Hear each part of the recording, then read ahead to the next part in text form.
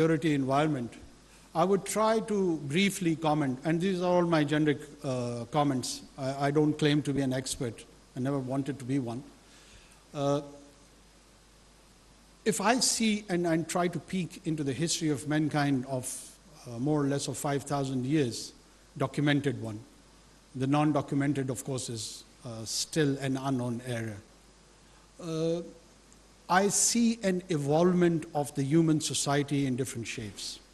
And that evolvement from the Greek city-states to the Roman Empire, from coming to Byzantine, and then the Sasanians and the rest of the Persian Empire. Every epic era has its own value system. And those value systems, they determine the ethos of their own time, political ethos, economic ethos, the preferred religious ideas, from paganism to monotheism.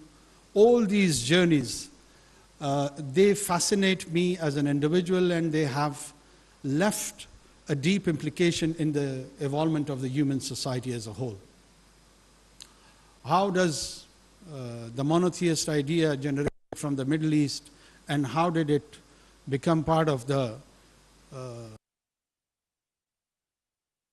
continent is a very interesting journey.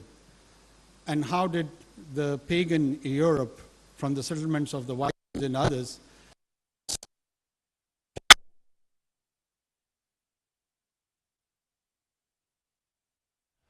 Islamabad policy research institute के ज़रिए तमाम Margalla dialogue से वज़ीर-ए-आज़म अनवर हक काकड़ खिताब कर रहे हैं। अपने खिताब में उनका कहना है कि तरक्की के लिए बुनियादी ढांचे की तामीर वक्त की अहम ज़रूरत है। All those question of identities, they gave birth to the governance structure, to the organized society, to the governments, to different model of governance.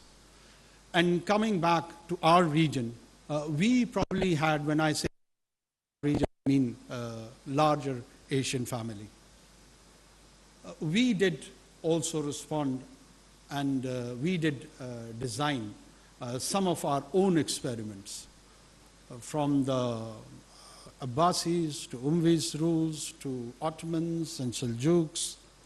How did we interact with the other side, if there is another side of particularly European continent?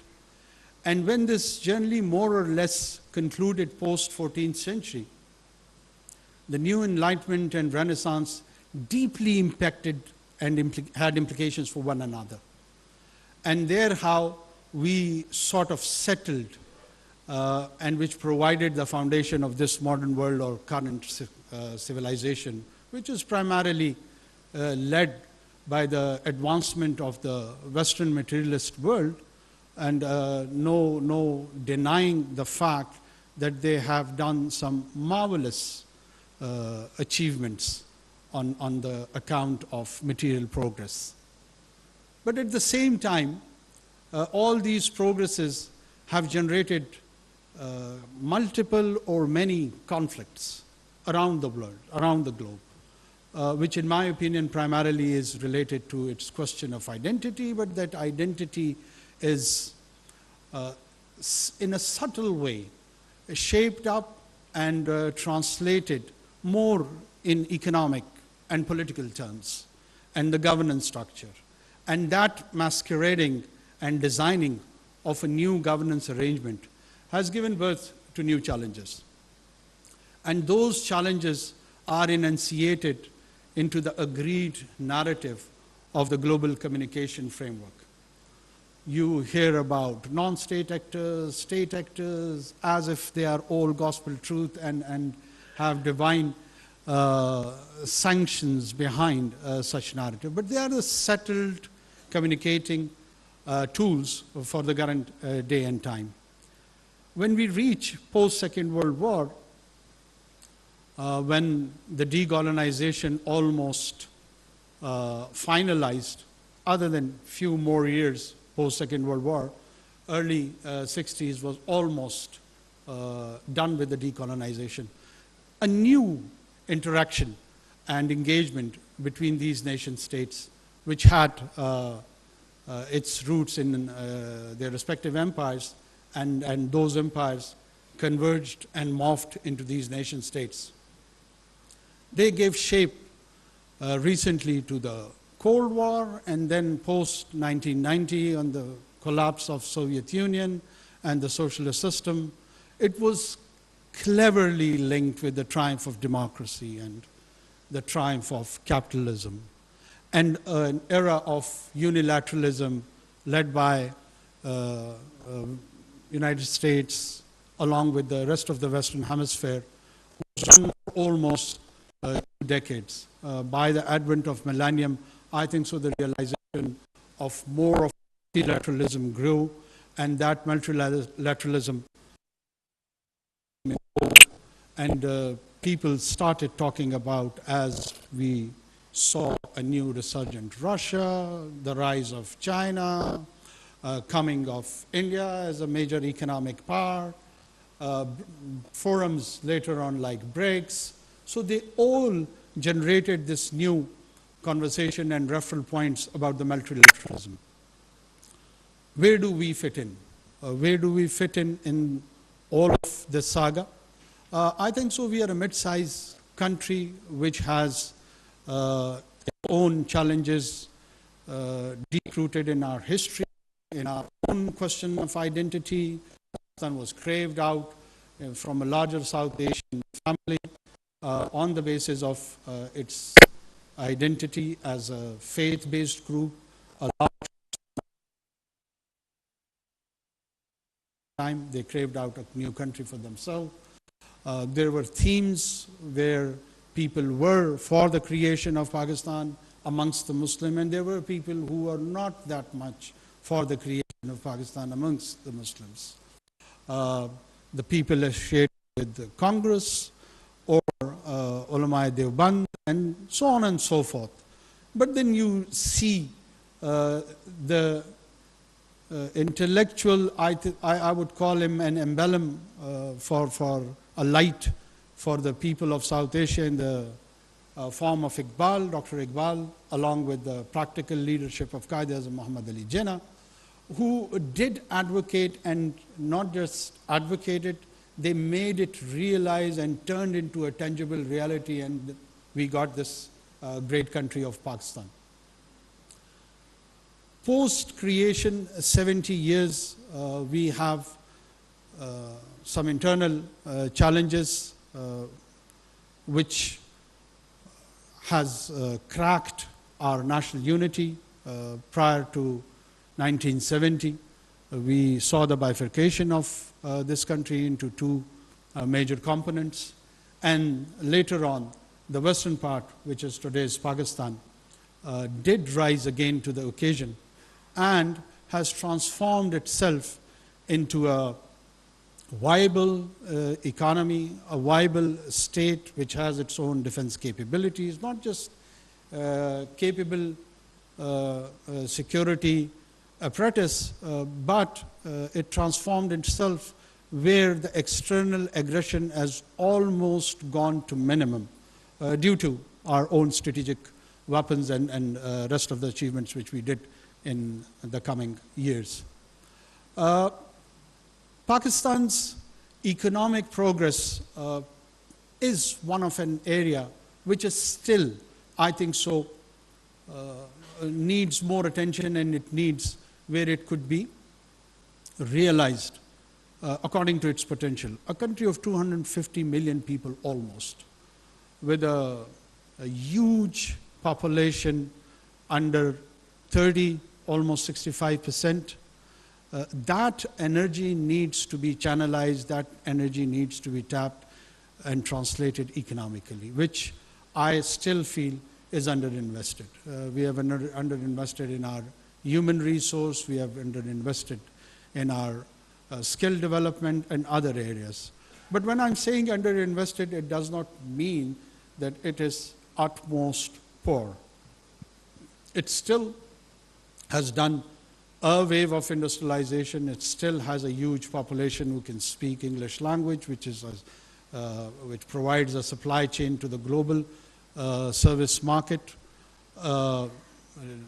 responding to the domestic needs, and a very important diaspora around the Western Hemisphere, GCC countries, and other areas.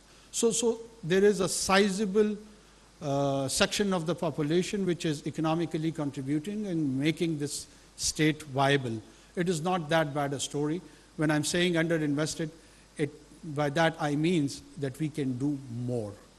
A country full of natural resources, a country filled with its water resources, a country filled with its land resource. So these are the areas which can be translated, and it could be brought in as a huge economic success story. I think so we are on that path. We are directing our nation and society towards that ultimate destiny, and I'm sure it will take some time. It's challenging, but we will reach there. Along with that, we do reside in an environment where these new emerging security challenges, which some of them are directly related to Pakistan and some of them are indirectly related to Pakistan. Creation of organizations like Quad and Quad Plus. The prime target probably of Indo-Pacific strategy is not Pakistan in itself, but the rising China, or the so-called containment of China, and Pakistan being viewed as a strategic ally with that has its own implications for us. It does have challenges for us, and it has opportunities for our arch rival on the eastern side, India. India is, in my opinion, flirting with the Western Hemisphere, offering itself to be the lead player with its, of course, huge population base, who can play a lead role to contain Chinese rise. When this so-called containment policy initiated, probably somewhere in the mid-90s or early 90s, Chinese economy was 8th or 9th largest economy of the world. And by the time this containment policy got its shape and got its framework, be it in shape of AUKUS or other Quad Plus, whatever the frameworks are, they have reached second largest economy of the world. So the journey of that rising is continuing. And to thwart that is not happening. And probably it's just around the corner when the dragon would be the first largest economy of the world. And as I see it, that this so-called competition is not strategic, it's more or less economic. And if it is pure in nature and economic competition, then that competition is being turned into a triumph or on a winnable option by the other side. So what are the options? To turn it into a strategic competition, to turn it into a hot pursuit option or competition? I guess the answer is no. The answer is no for the global peace and stability. And there is no incentive in this conflict for the countries like ourselves. Pakistan do not incentivize conflict. On the other hand, we feel that in region, the players like India, they do incentivize this conflict, and they want to encourage the conflict because that's where they would benefit from attracting the technological transfer, the investment part, and other engagement with the Western Hemisphere. If there is no strategic competition between these two great powers in terms of United States and China, why there would be a preferential treatment with Indian Union? People would quote that they have got huge population anyway. Well, Africans have a huge population as well. There is around 1.4 billion people residing on African continent. So it's not just India which has this potential of demographic advantage. There are other regions and areas. We in ECO region, we are around 500 million people too. And the era is of connectivity, the talk is of corridors and bringing all the regions together. American continent on its own has got a huge potential and demography as well, from Latin to South America, from South to the rest of the American continent, North America. So they have got a region of their own. Until and unless we do not see that the kind of challenges which are emerging and offering itself to the current, if we take the framework of nation states, that these are the challenges which cannot be taken on their own either by one single power or even group of power. Let's say climate change. Can climate change be tackled or addressed on its own by United States of America, or by European Union, or by India in itself, or by China, or by the rest of the Asian countries, or by South Americans? Of course not. Climate change is becoming an existential threat, even sometime more than the military challenge. I mean, we have recently experienced this in the floods of Pakistan last year, that it brings more devastation than some small conflicts, or even people or scientists are anticipating they can bring more devastation than major conflicts. So what do you do? How do you respond to these challenges of climate change? Then there are economies which are contributing to their domestic economies on the basis or on the areas which are responsible for bringing this climate change disaster.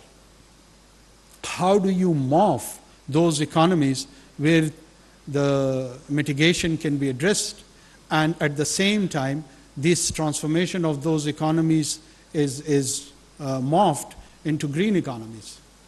So the answer remains that there has to be some global coordination and cooperation on this account, at least. Major conflicts around the world, be it on the European continent or other continent, we are now realizing that if we become selective and we choose double standard on the definition of war ethos, when it is happening on European continent, we will view it differently, particularly in terms of Russo-Ukrainian war, or if it is recently happening in Middle East, what is the entire globe is experiencing one of the medieval, or even probably there is no parallel in the medieval world of such barbaric and horrific acts which are being committed by the State of Israel against the unarmed citizenry of Palestine. Well, what to talk of unarmed citizenry? There are vulnerable people in hospital. They're injured. Injured are being killed. Children are being eliminated. It's not of condemning one part or the other part. It is about those prime human values. How do you respond to killing of children? I've been challenged by a few of my Western diplomats here that, well, Israeli children have been also killed.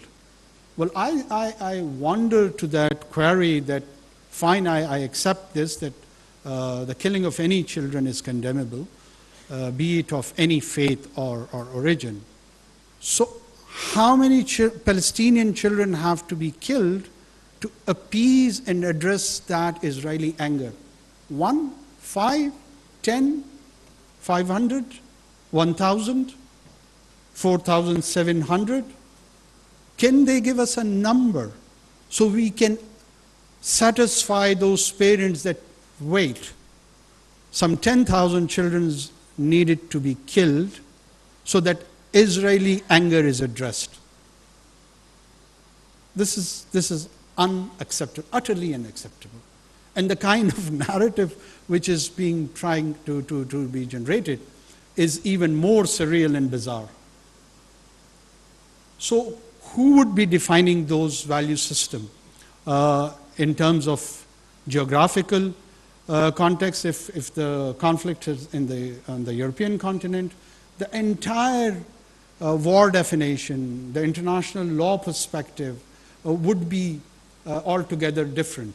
I was going through an article in The Economist where they legally tries to rationalize the Israeli intervention in the Gaza Strip by giving pure legal jargons. And this was even a bigger shame. It is not at all about legality, and the entire legal structure of the world or the lawgivers, starting from divine to the parliament, has been that you have to provide a sense of justice. And the justice has to be felt and seen. The justice has to be, at least should have some semblance of objectivity. Nobody can rationalize the killing of 4,700 children. I've been saying this all along, that in human history, I've heard the killing of children on the advent of Moses' birth. The pharaohs ordered that all the children among the Bani Israel has to be killed, as he was feared that a child is going to be born and he will challenge the authority of Pharaoh. And then ironically, I see the killing of children by the same people who claim and adhere to the value of Moses and claim that they do believe in his prophethood. There has to be some soul searching. And there has to be some honest soul searching. When we've been asked or we've been suggested to condemn a group, well, the more or less reason that there should be a Palestinian state, they should be primarily responsible to take on any challenges if it is coming from a Palestinian population. If you do not have a viable state, non-state actors would be there on their own, and they will take on all those narrative, and they'll take and champion the cause of the people, and they would respond according to the best of their judgment, and which at times wouldn't be in the best interest of the region or the people living on either side. But if you do have a framework, which you have for the rest of the world, and that is nation state, why deny these people the same framework on which the global order is surviving?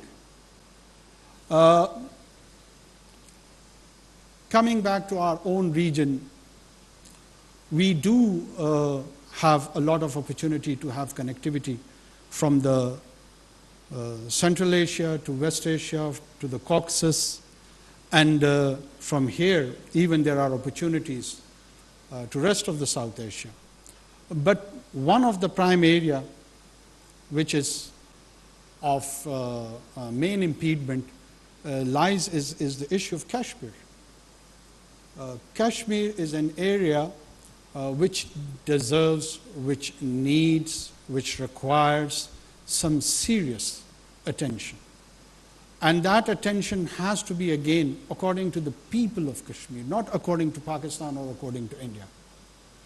There are some living human beings who have their own aspirations for the last 70 years, and there are in millions.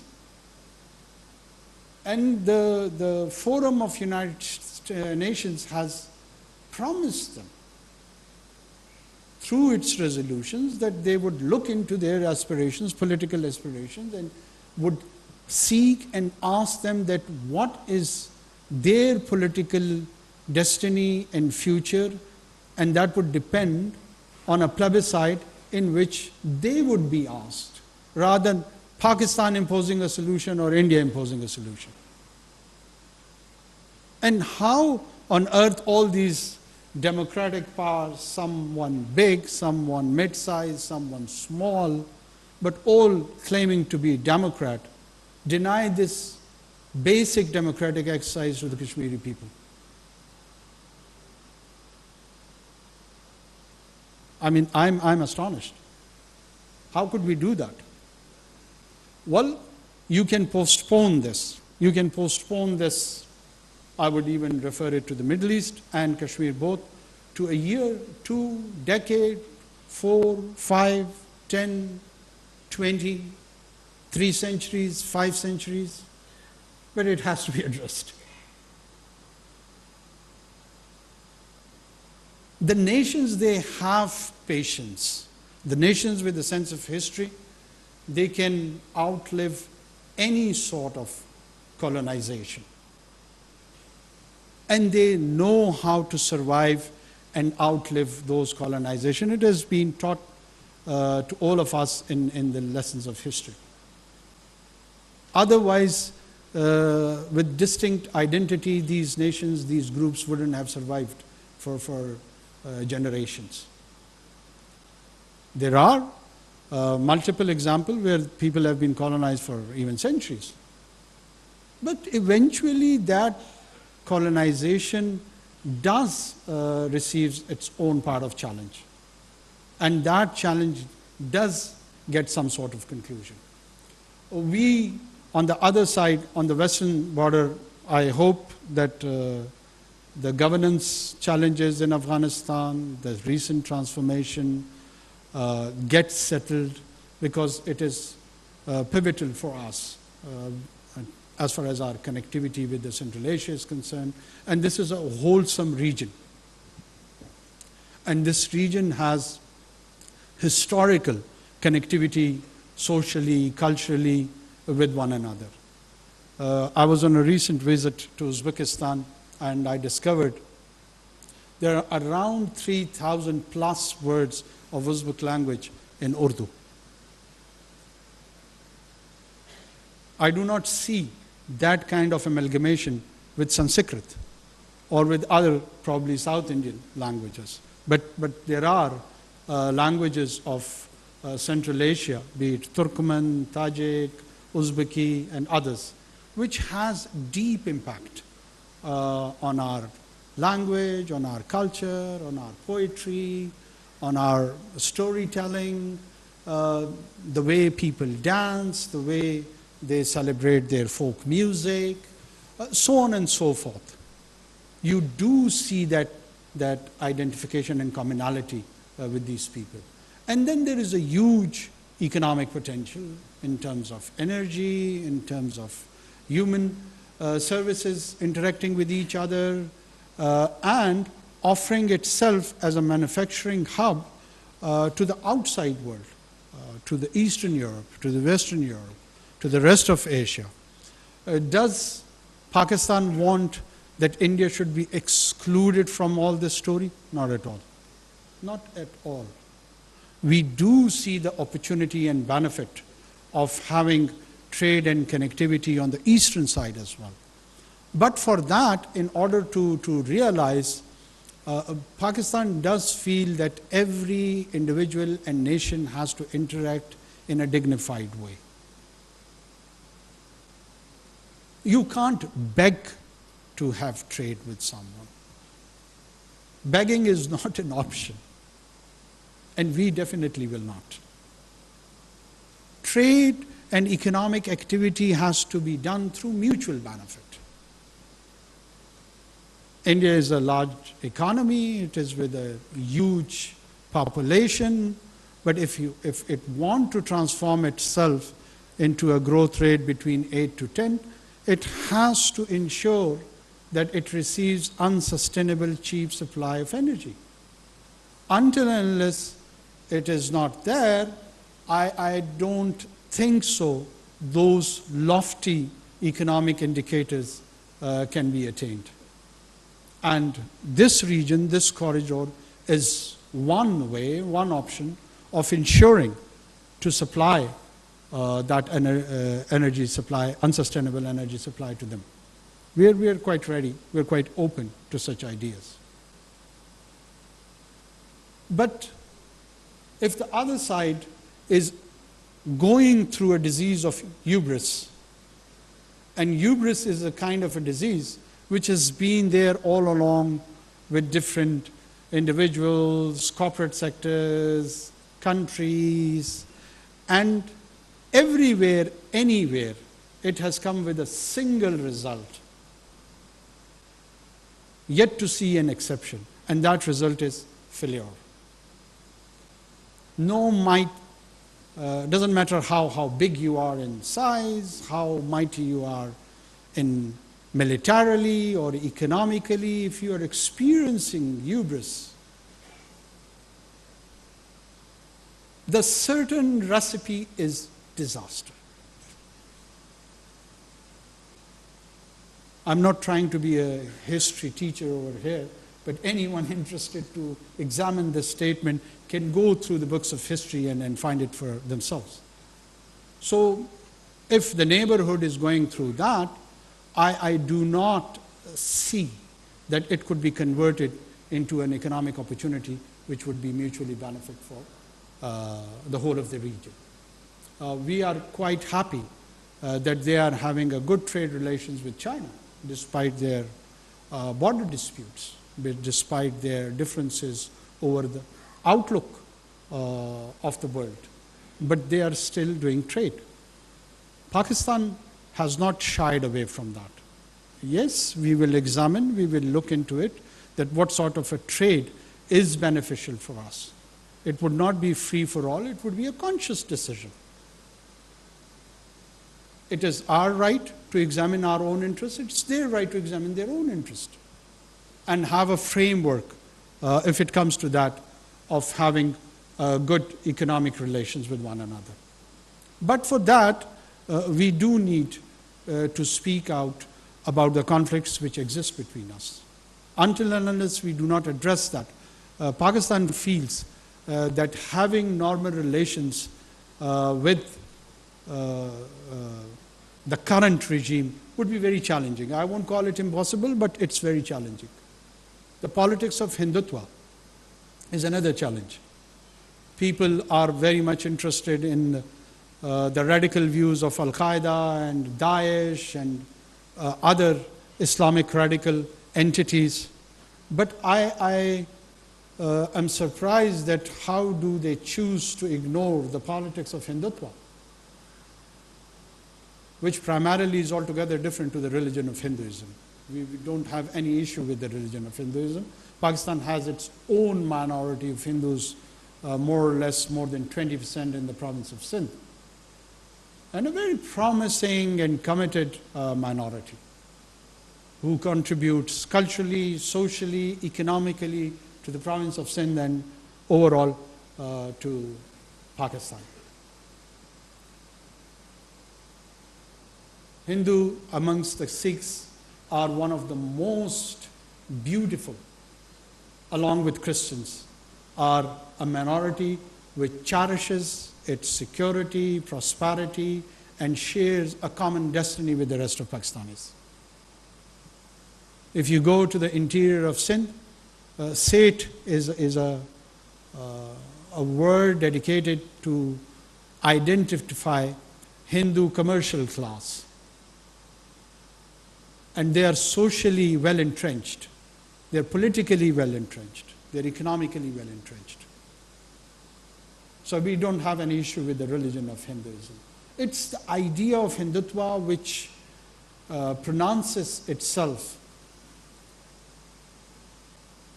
and targets specially and specifically two major monotheist religions, and that is Islam and Christianity.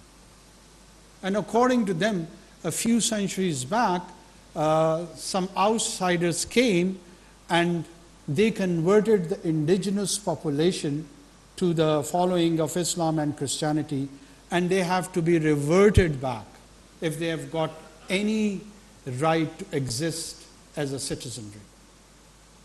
And they have legislated for that account by the name of Ghar Wapsi movement.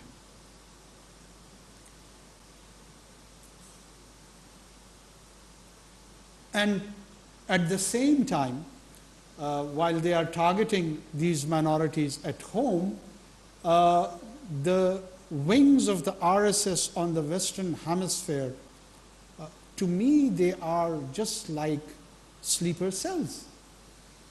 whatever happened in Canada is a very initial expression of these challenging and dangerous political ideas. And don't forget, there is a sizable population of this following from the European capital to all the important American capitals. How they would influence the political systems of these respective countries, how they will skew their policies, how they would influence that, is a matter of concern more of them rather than us. But Pakistan is experimenting from this jingoistic and Machiavellian ideas, political ideas, which requires a large and broad understanding to contain this challenge to the global order. And in my opinion, it is a challenge to the global order. Not immediately, but in the coming decades. I will conclude here on the general outlook of the security by just commenting last few lines on our domestic security. Pakistan does have a challenge from the non-state actors within, which we are fully realizing, preparing to respond to this challenge, be it in the religious-inspired violence or ethnic-inspired violence in the province of Balochistan and Khyber Pakhtunkhwa, particularly and generally to the rest of Pakistan. We raise our own taxes. We have our own security capability to respond to that. We don't have to rely on the outside security apparatus to take on these challenges.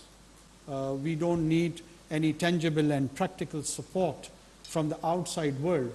Well, the coordination and the cooperation on different multilateral forums, I'm not denying that, but in terms of, I'm referring more of a failed or a dysfunctional state, which does require a security apparatus from the outside to take on such challenges. Thank God that is not the case in Pakistan. Pakistan is very much confident, self-reliant, who can take on these challenges. Yes, we have political dissents on these views. There is political polarization in the country where I again would feel it is also very healthy that people do take different perspective on these issues, on the genesis of it, on the conclusion of it, and how to approach about it. But at the end of the day, the state apparatus is very much in place. No matter who runs the government, he or she can rely on the same apparatus who can take on all these challenges, which is a good news. Economically, I just hinted, Pakistan, along with the mineral potential of the Balochistan province and some in the KP and Gilgit-Baltistan also, has got this huge potential where it can have that historical big push, which the economic philosopher or historian would call it. We are waiting for that big push of ours. Once it gets it, it will go towards the transformation of modernization of its society and infrastructure, which has a lot of opportunity and challenges, of course, both.